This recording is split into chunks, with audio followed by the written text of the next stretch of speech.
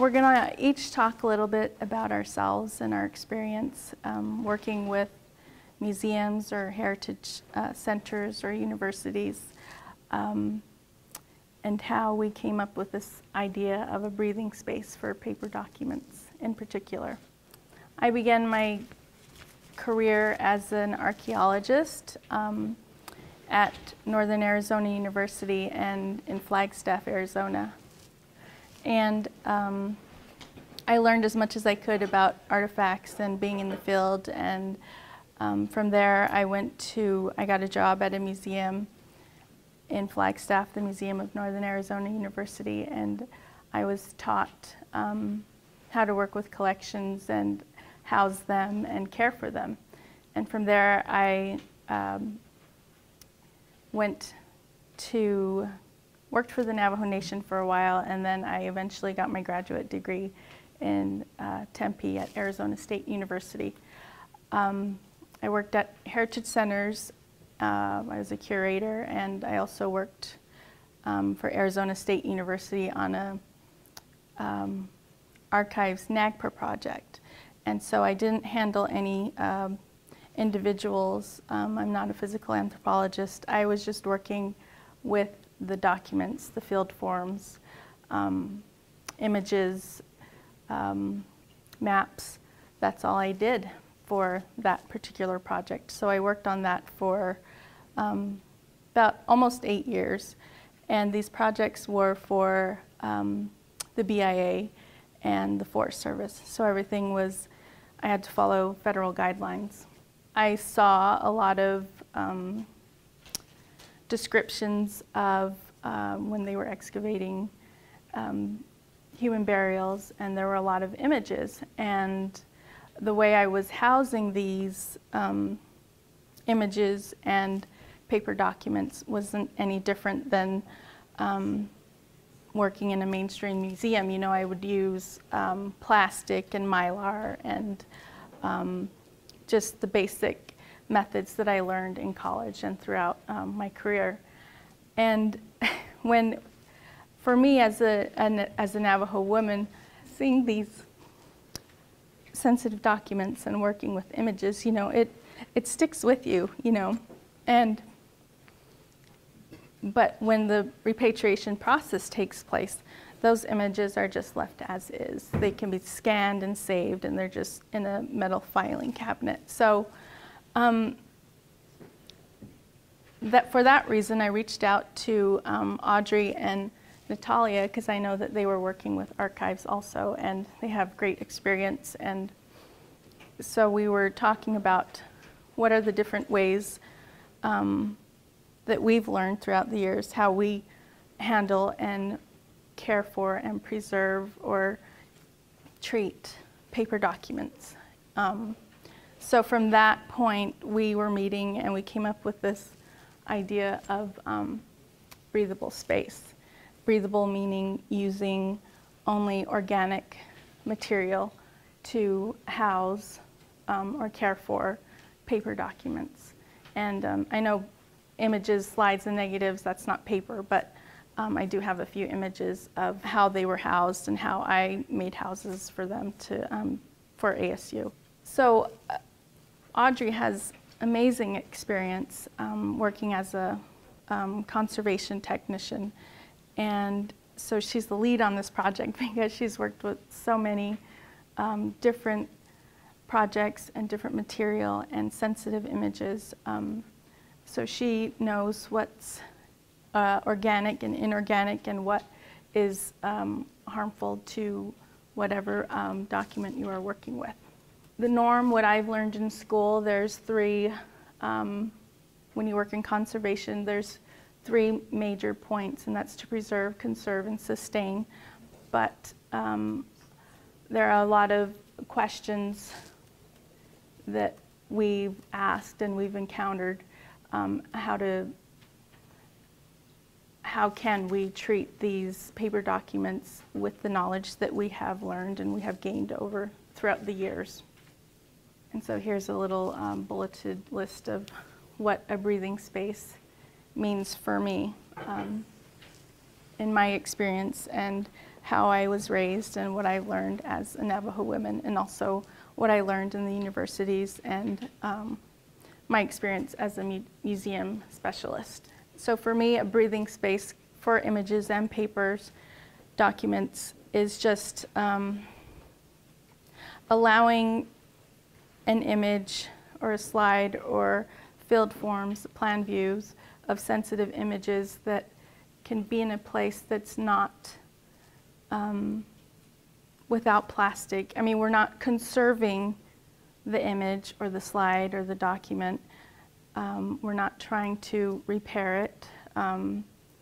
We're just letting it live its course. Like, I don't want to use the word decompose, but just to be within the environment and to be able to breathe without having to stop that process through conservation treatments using chemicals. And here's a little list of what Audrey came up with, and it can go on, but these are just a few examples of what's non-breathable.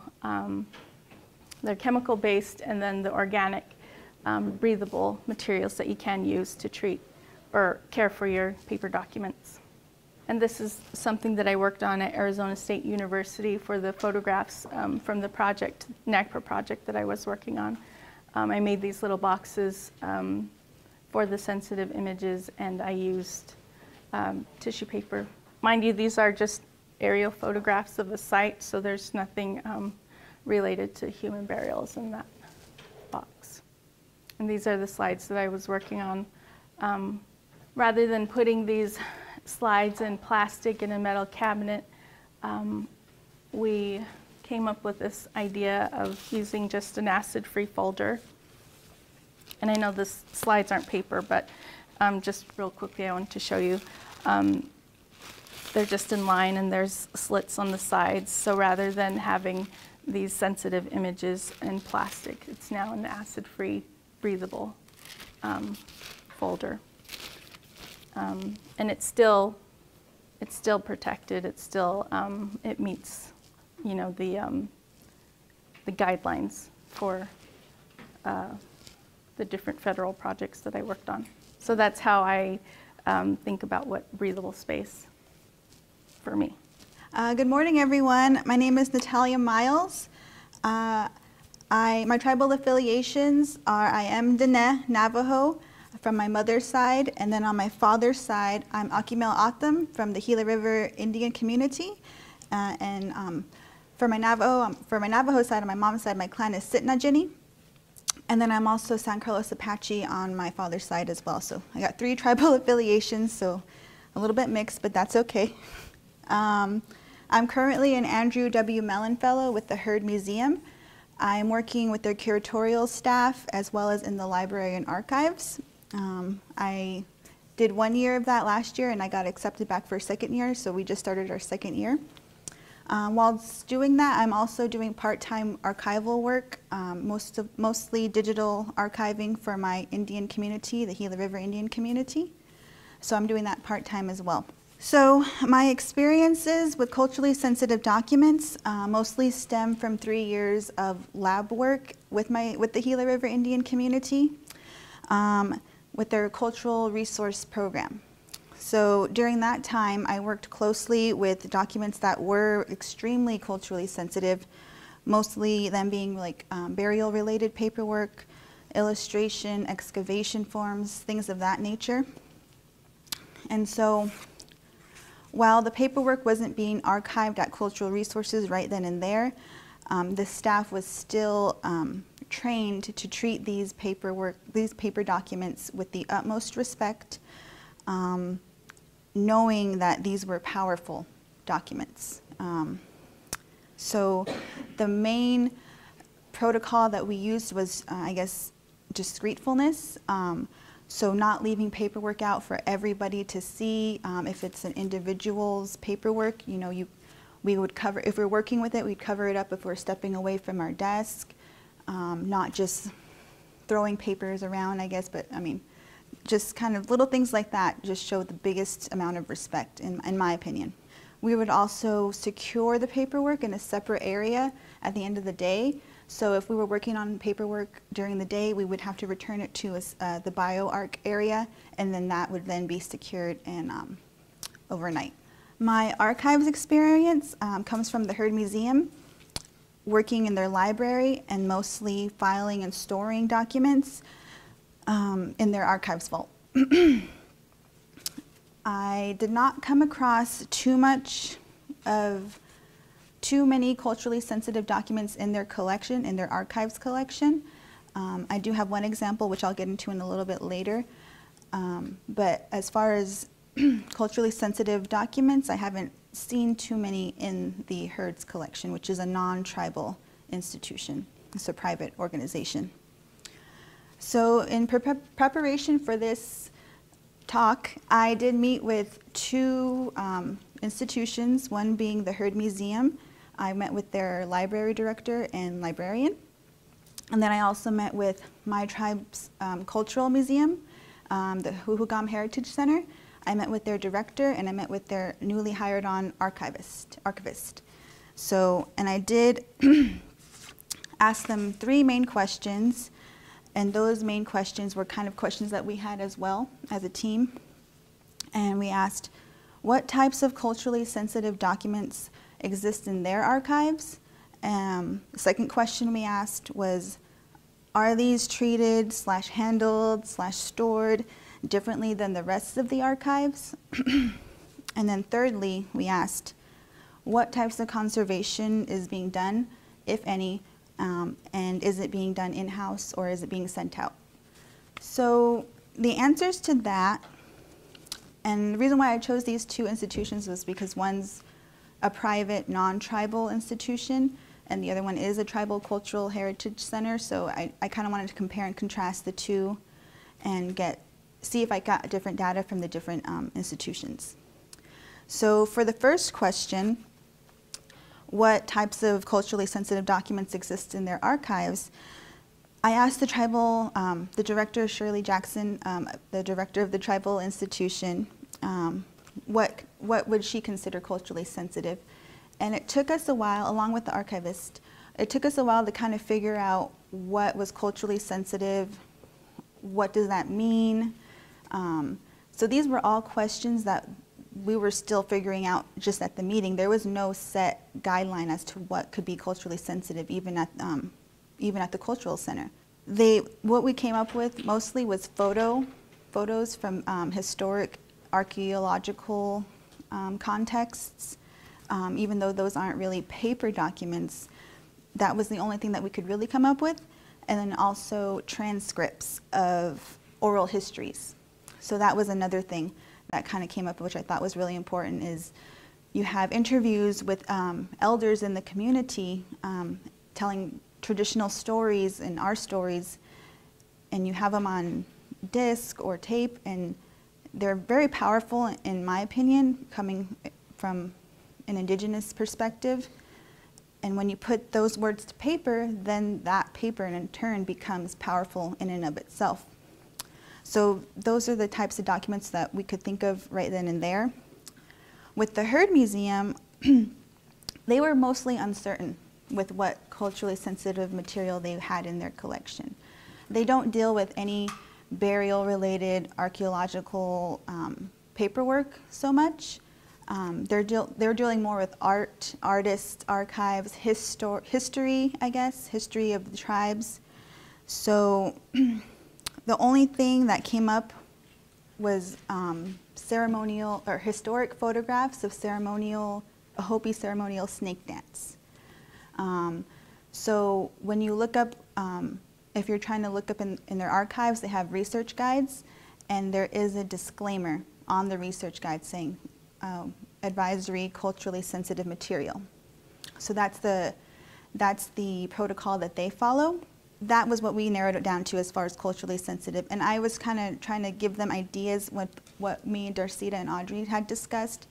Like, culturally sensitive documents could be maps, it could be treaties, it could be any type of documentation where it's all subjective, really, and it's up to community members to decide that. It's up to the tribal institutions to, you know, decide whether something is culturally sensitive to the tribe. So the staff at the herd, being non-native staff, they're not really too knowledgeable in what can be considered culturally sensitive and what isn't. So for the second question, I asked, are these treated, handled, stored any differently than the rest of the archives? So for the Heritage Center, yes, the burial-related paperwork is segregated, and it is in a secure area with limited access. So that's one whole area separate from the regular archives. The transcripts are not separated. So we were trying to figure out like what could be a good way to store these. What are the logistics of making a separate location for these items? Is it possible? And the Heritage Center does have the resources and they do have the space to make a separate area. But we know that not everybody has those resources. Funding is limited a lot of the time, so we were trying to kind of figure out what was the least that you can do with your archives.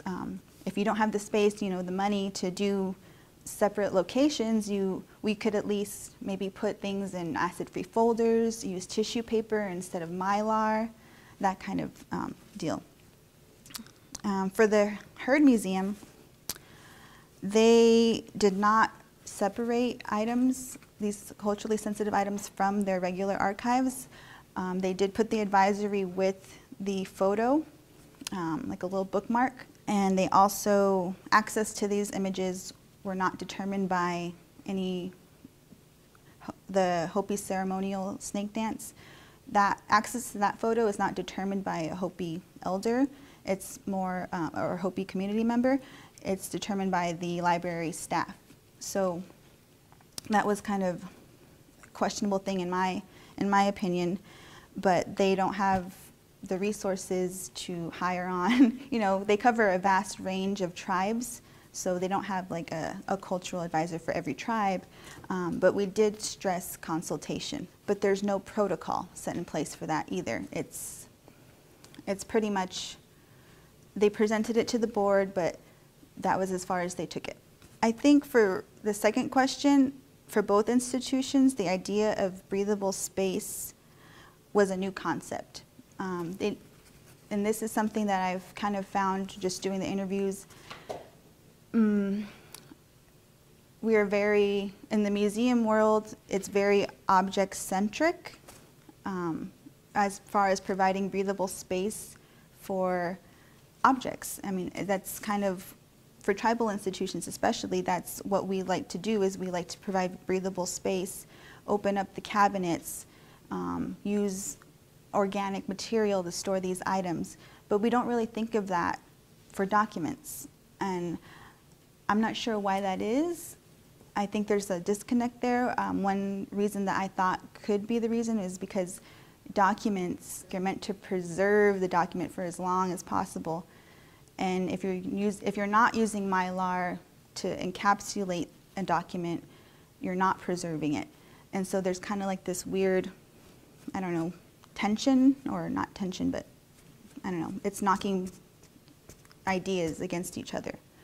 So for our group, we had determined that we're not trying to, for some of these culturally sensitive items, we're not trying to prolong it for the longest life it can ever live, but we're just really trying to let it live its life and give it the respect that it needs in order for it to breathe, and because these are powerful pieces and they do deserve respect. And then for the last question, what type of conservation is done? Both institutions stated that only time conservation is done is when it's going on exhibit. If there is any conservation done at all, that's when it's done. And they don't have paper conservators in-house, so they would send it outside, and most likely to be done by non-native paper conservator contract work. So that was the gist of my research, and with that, I really definitely think that this is an issue that needs to be looked into more. New ideas need to be brought to the table, and Yeah, thank you. Hello, good morning again. I'm Audrey Harrison, for those of you who walked in a bit late or, you know, a little tardy. I'm originally from northern New Mexico, originate from Naizi. My clan is Hanagatni, one who walks around, and Nakaidine is, it translates into Mexican people clan. Welcome. It's been a pleasure working with these young ladies here who really really piqued my interest in the breathable space, breathable place. As we were coming together to speak and discuss it, it really opened my eyes in terms of what I've been doing in my line of work. I've worked in the conservation starting as a student intern, turned conservation technician for a span over 15 years with archaeological, historical, and ethnographic museum collections. My conservation story began in Tucson, specifically at the Arizona State Museum with Nancy Odegaard, when I answered a flyer inviting Native students an opportunity to learn about preservation and the conservation of museum objects. I knew very little to none about conservation, but applied mostly because the internship included credit hours, paid internship, and coffee.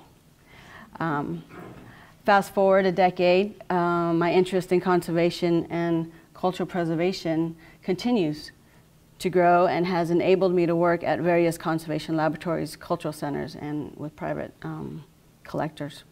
People often ask me, what do you like best about working in conservation? Usually I take a deep breath and smile, and I'll say the best part about it is just doing my best. The work I put in and the journey is the reward, and not always the result. With that, pretty much, I really considered the idea of breathable space, and for a number of months, I had been working on a collection documents from Little Bighorn Battlefield National Monument, the 7th Cavalry Archives, which were commercially printed forms of muster rolls, return muster rolls, and descriptive lists. These muster rolls provided meaning and context to the event of the days of the massacre. The muster rolls were machine woven, medium weight, beige in color, wool pulp papers, measuring approximately 80 centimeters in length by 52 centimeters wide. The muster rolls were printed forms with black ink, India ink, typically fugitive brown sepia colored inks on both sides.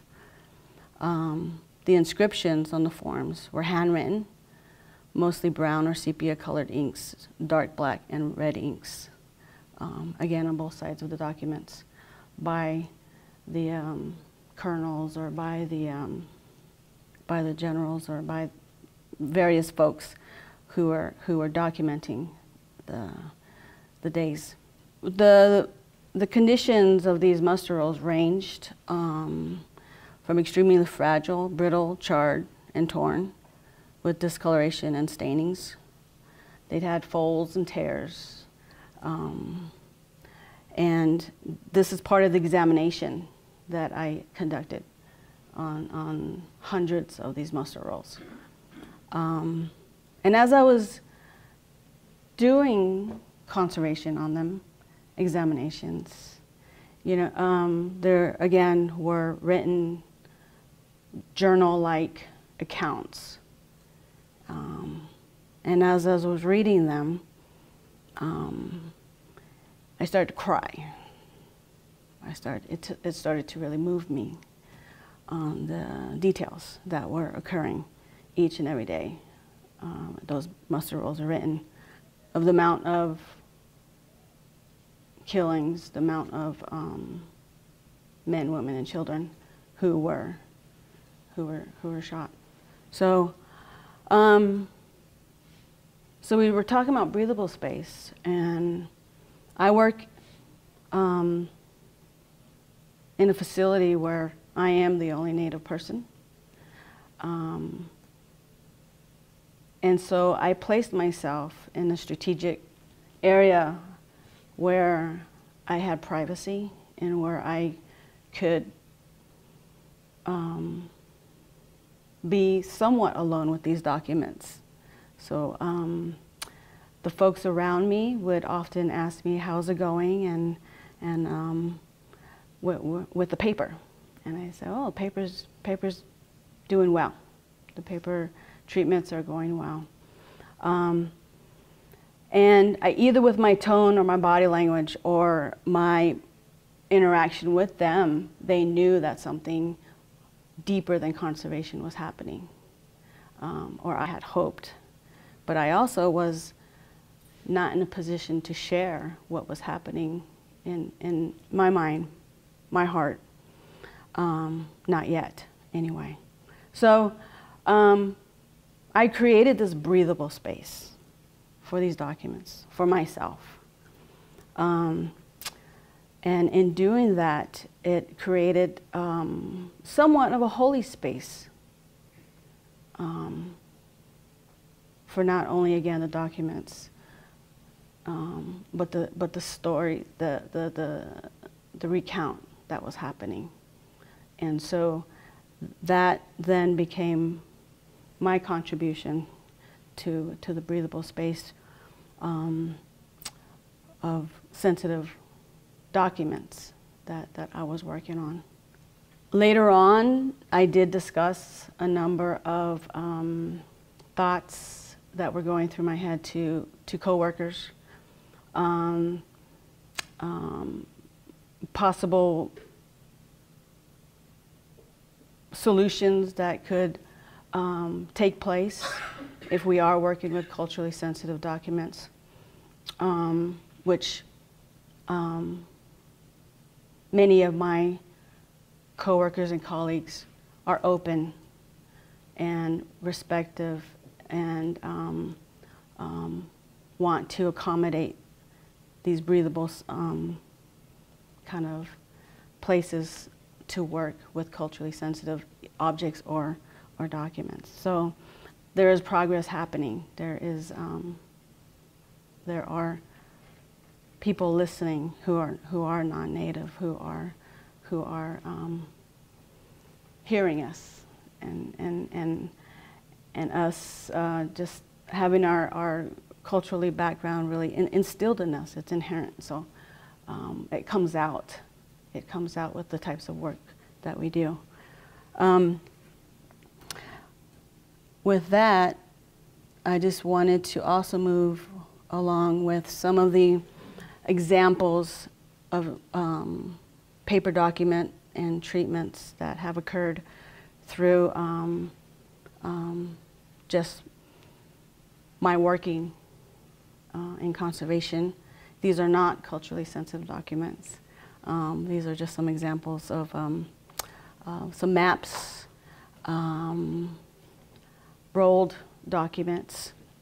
So, for example, here we have masking tape. It has discolored, it's yellowed on the left side. We strongly discourage that type of repair, and I think most folks are getting that it's actually more harm than good. And then we have an after treatment showing some repairs, removal of tape, of course, and then repairing the area with Japanese tissue and wheat starch paste. These are some examples of rolled maps, and these could be as well as land claims or treaties. Sometimes I've seen with my family our certificate of Indian blood documents rolled up, or stored in shoe boxes, and they end up over years just being in a state where you're doing more damage to the fibers, possibly the inks that could fade if they are just rolled on the outside and not rolled from the inside. This is some examples of flattening paper documents. I'm demonstrating the use of wool felt, blotter paper, and some sort of document to this gentleman who is a tribal member who came to my place of work at the Western Archaeological and Conservation Center in Tucson. And he was very interested because he has in his collection a number of documents that could benefit from this type of treatment. That was many, many moons ago. The two slides before, these were the same maps that were rolled up, and this is the flattening end result. So that the humidification and flattening process really can make a world of difference, depending again on the inks, depending on the fragility of the paper and the stability of the paper. This is a front view of a before and after. Map.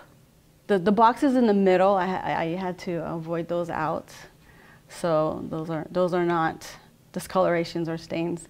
But along the edges, you can see that there is quite a bit of discoloration. Maps of this time and this day and age are highly acidic, and so you have the like acid burns somewhat, and so because the edges are exposed a lot more, you can see that on the far left there are detached fragments, detached pieces and sections of the map that have fallen off due to unstable storage or just even handling.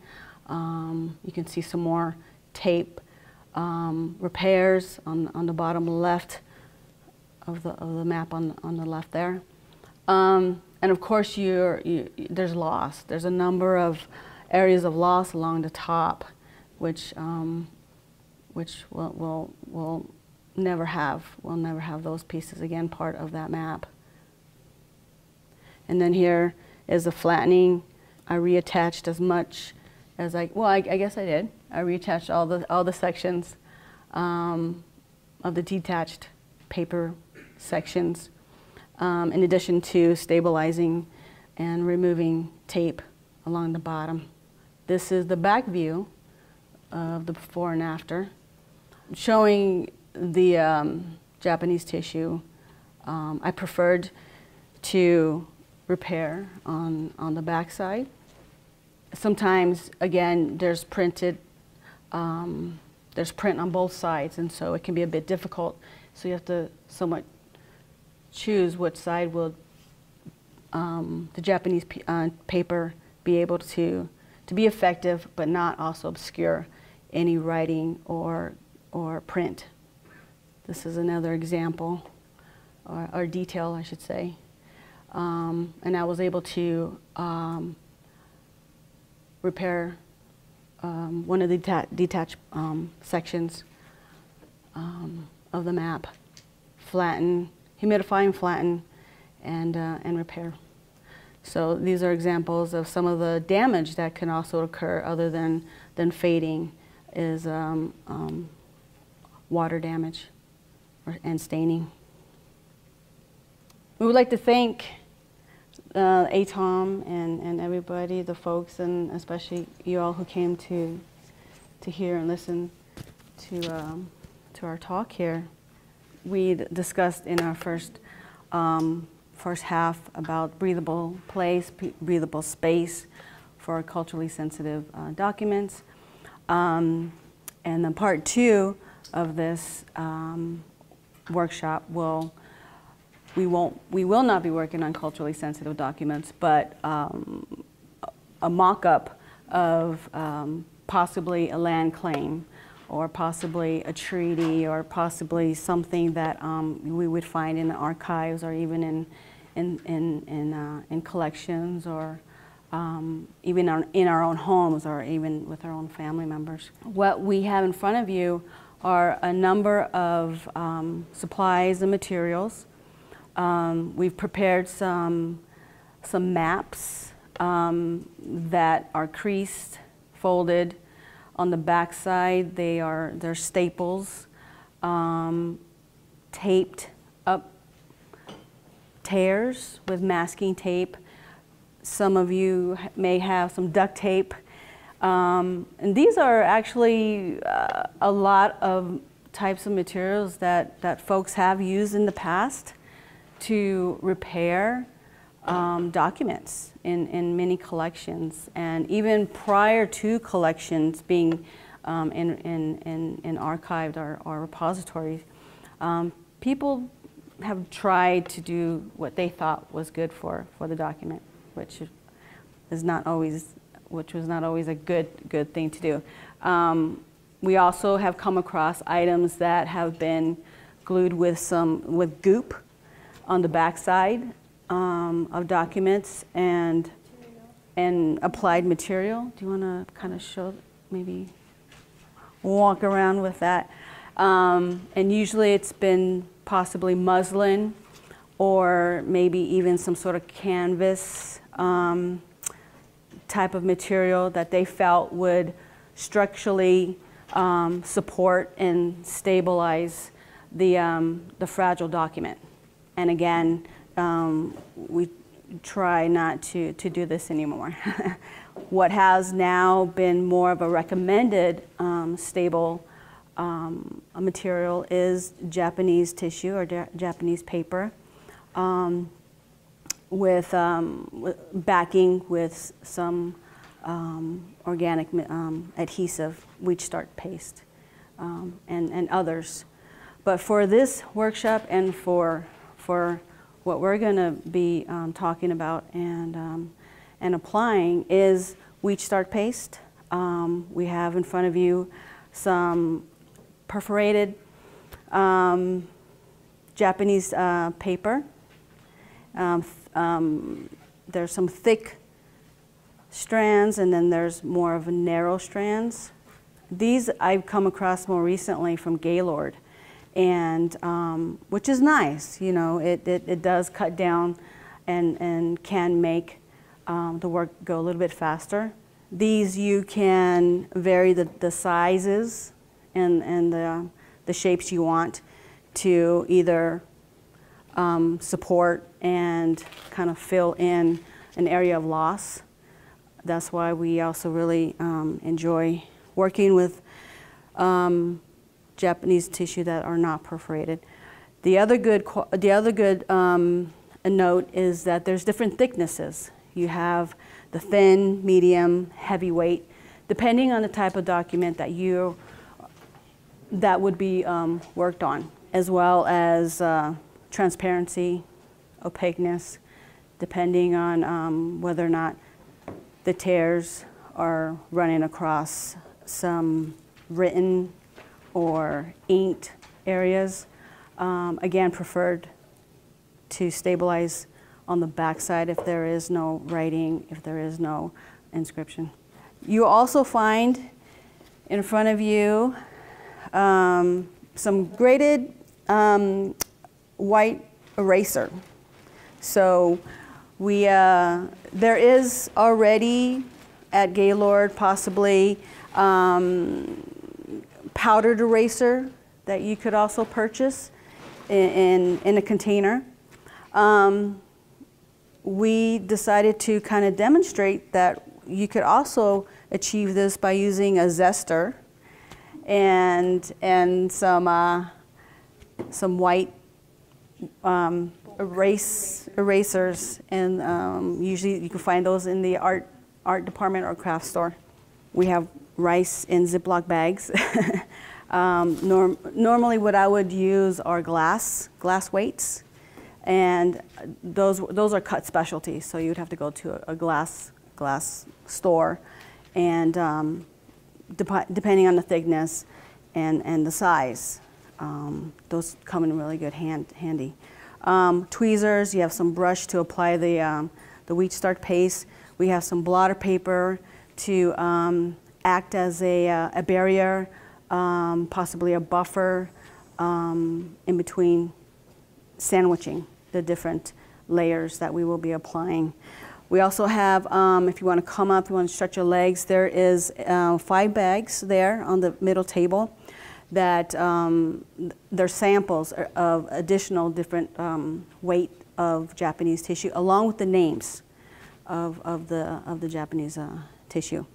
And they vary by, again, the thickness and the color, and also the strands. So what I would like to start off doing first is removing staples. If we have in our collection a number of documents that are stapled for good reason, if you flip over your map there, a lot of us would staple, file, and in time, the metal combined with moisture, it starts to corrode, starts to rust. And in doing that, we could possibly stain the documents, and that has been done on a number of documents in our archives. So there is a tool that we purchased, that tool there.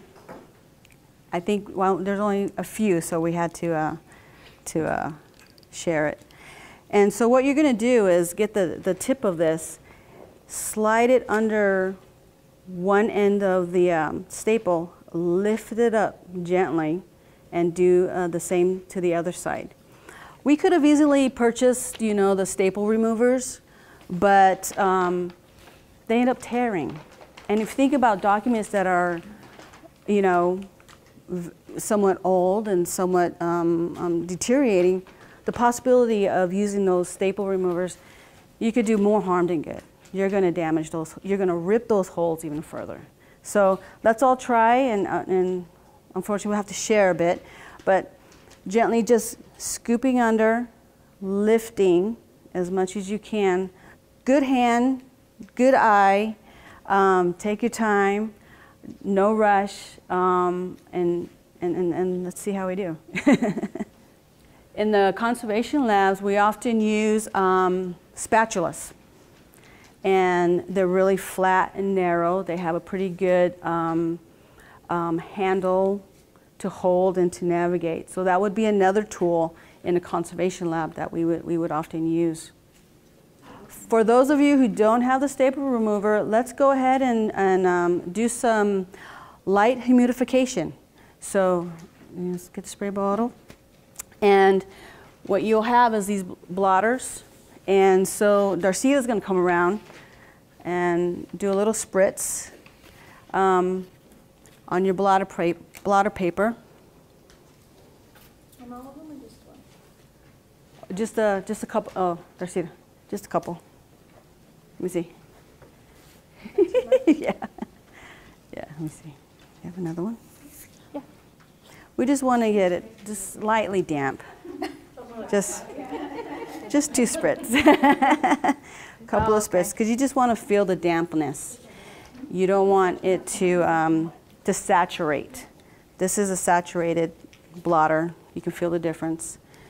That's too much moisture. Just too much, and it actually could go into an area that could bleed and cause some damage there. So. You normally would use washed hands and gloves. That wasn't in our budget. Oh yeah. The other, for those of you who are waiting for blotter to be wet, you can take your erased powder powdered eraser, and I would like you to take like a pinch and put it in an area that you're not going to be removing staples or where you're not going to be doing any tears. So what you do is take a little bit of that powdered eraser, just sprinkle it on maybe in a corner of that map, and I want you to use at least 2 or 3 of your fingers, palm, and just gently, just in circular motion, just rub the surface of the map. And what you're doing is you're reducing some surface dust, if not surface dirt, but you're not rubbing into the map because we don't want to remove possibly graphite or pencil markings. So just be very careful. So those are the three steps I think we're all doing at different times due to tools.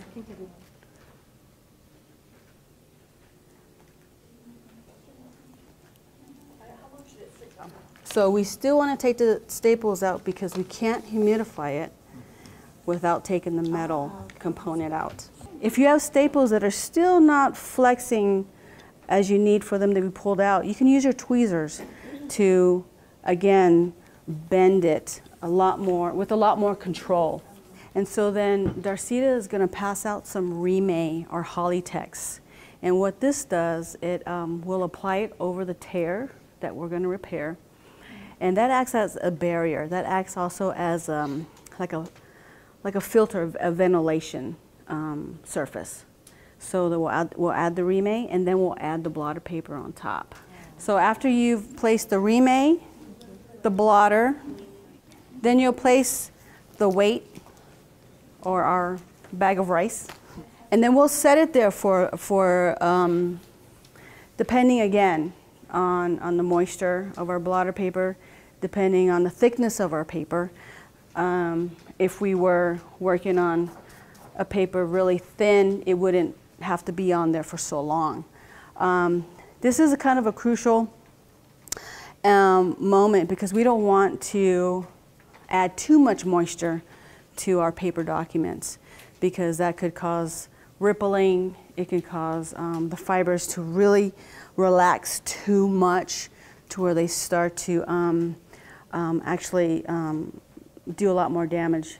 And when they start to dry, then you go into this really quick dry, wet, dry environment is what we're giving it, and we just need to be careful not to overdo with too much moisture.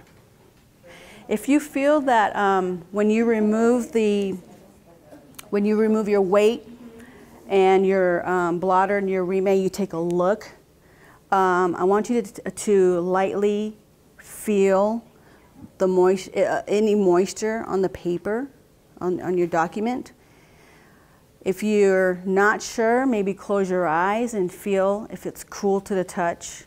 If you're feeling any ripples, if you need a little bit more moisture, then go ahead and spray your blotter a couple more times and do the process again. All right, for those of you who are ready to do some tear mends, in front of you, you were given some wheat starch paste. And if your humidification is pretty much ready for the next step, you'll have 2 dry blotters. Place one underneath the tear and place one on top. Yep, yep. And is this the area you also moistened? Yes, all here. Yeah, so that blotter paper should cover that whole entire area because the blotter paper, its purpose is to track the moisture. It's supposed to, like a towel, you know, just dry out the area. And if you need some dry Remay, we have dry Remay as well, if you need some more. So blotter paper, dry Remay, document, dry reame, blotter. So this is called local humidification, if I didn't say it in the beginning. The small little tears, we're doing local humidification, flattening, and repairing. If we wanted to do the whole entire document, the materials we're using here would be the size of the document. Even the reame, even the flattening, everything, all the materials would be as big as the document.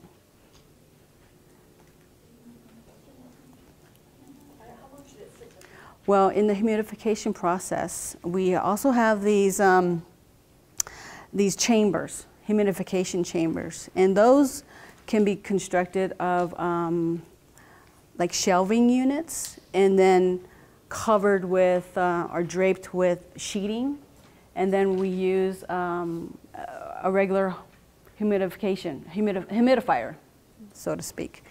And so that humidification stays and circulates in that one area. And so this whole entire document could be placed in the chamber.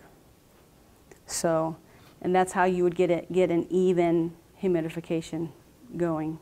Let's go ahead and everybody let's move forward on, because of time. 10 minutes.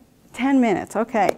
So what we're gonna do, you're gonna do is you're gonna take your brush, and you're gonna get some of your wheat starch paste, and you're gonna tear some of your tissue. Let's just for time purposes, let's just take about that much. Place it on the Mylar. Mm-hmm. Place it there, and take some of your wheat starch paste, and get a good amount on the end of your brush, and with the tweezers, hold one end of your tissue, because it's going to move around, and apply your paste to one side only of the Japanese tissue.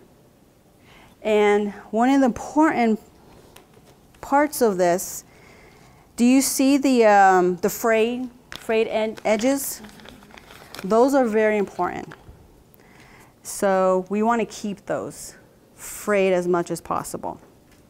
And when you brush on, going to the left, going to the top, left, right, and downward. These are somewhat like the fingers. These are the grips. This is what is also going to lock on to the stable areas of the map. And the damage is more or less going to be in the central area of your tissue. Okay, so if you feel like the majority of your tissue is covered and no clumps, we don't want clumps, and the frayed edges are brushed with the paste, go ahead now and lay the Japanese tissue over your tear. Usually I probably start with just laying it down right and moving it along. If you need to use the weights to lay them side by side of the tear to help lay down the paper, that's also can be helpful. Now the next thing you'll do is have another reame. So you'll take that reame, you'll place it over the Japanese, the repair you just did, and you'll take your bone folder, and then you'll gently rub it over. And you want to make sure that you are flattening and the Japanese paper down, and the fraying edges moving the bone folder in the direction of the fraying edges. So then all those hooks then will latch on to the stable surface. So what's pretty much left is just, again, we would sandwich it, because now we have the moisture of the adhesive now that needs to set. So we would then, yeah. remay, blotter, weight. And then we would move on to another tear. So depending on how many tears you have, you can do this all day. What the remay also does, in addition to acting as a buffer, a space for air to circulate, it doesn't peel up the adhesive. It peels away from the adhesive. So that's why we use remay or Hollytex, because we wouldn't be able to use a different type of material because that would then get stuck to the adhesive and the Japanese tissue, and then there goes your there goes your repair along with it. So other than that, it's just the waiting game again. So far, I think most of what we did today is very similar to what you would find troublesome in collections. Staples, paper clips. I've seen paper clips that's just completely rusted and corroded and even degraded the paper. So fugitive inks are something you also need to be careful of. But again, I would also refer to paper conservator. That's my disclaimer. In addition to that, for me, sharing this with you all is for you to be aware of what's happening, for you to know what questions to ask, for you to know what's happening in this paper repair process.